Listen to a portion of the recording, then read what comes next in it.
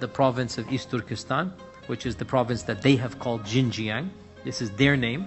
In 1947, the Chinese government basically invaded this province, which was not under Chinese control, and they occupied it, and they acquired it, and they basically made it a part of China. And the people there, they are more Turkish than they are Chinese. They don't speak Mandarin, they don't speak Chinese. Ethnically, they're different. They're not the Hui Muslim. These are what are called the Uyghur Muslims, okay?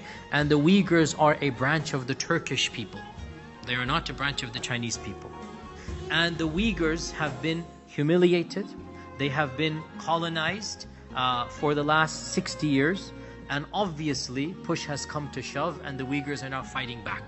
Of course, they have been fighting for the last 67 years, but especially in the last decade, it's just gone beyond that. Because what has happened is essentially the Han government has started sending in hundreds of thousands of Han Chinese to take over all the businesses, to control all the government, to rob the lands of the people. So what do you think the people are going to do? Their land, their livelihood, their education has been stripped away, just like, Israel and Palestine, what's happening there. So what are the Uyghurs going to do?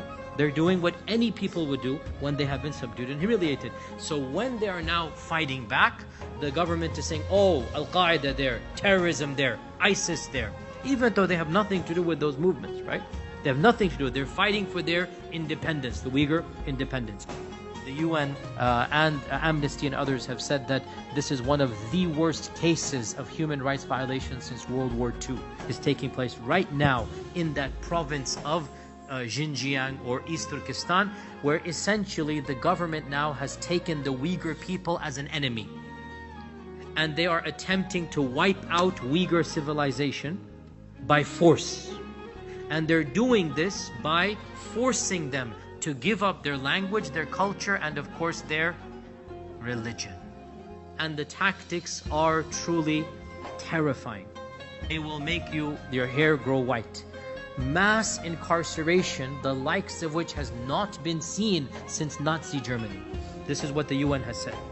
Not thousands, not tens of thousands. It is said hundreds of thousands of people have been rounded up at will and taken into concentration camps right now as we speak, where they are forced to be indoctrinated into the Han culture, Mandarin language, forced to eat pork, forced to not pray, basically cannot live their lives as Muslims.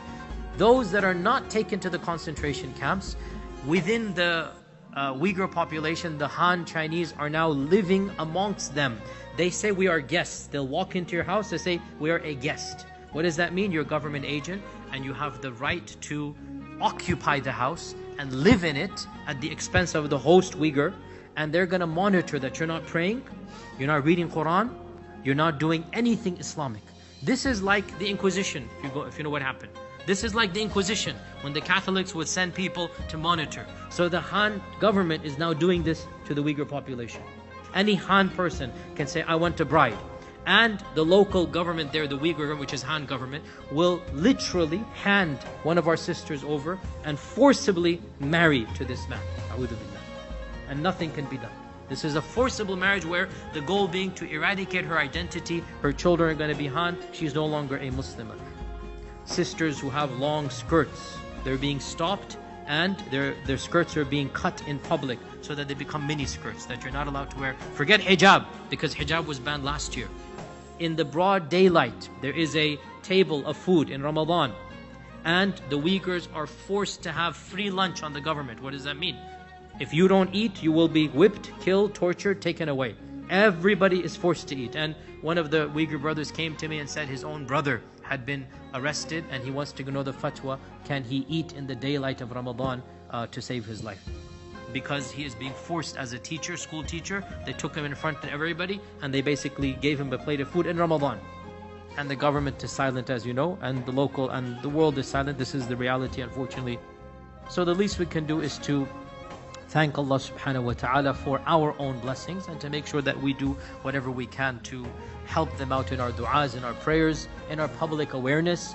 I don't think we can even give money to them at this stage because the government has blocked off everything. So it's really that province where Islam is being clamped down upon. No Jumu'ah, no Ramadan, no hijab, no Quran. That province, the Xinjiang province.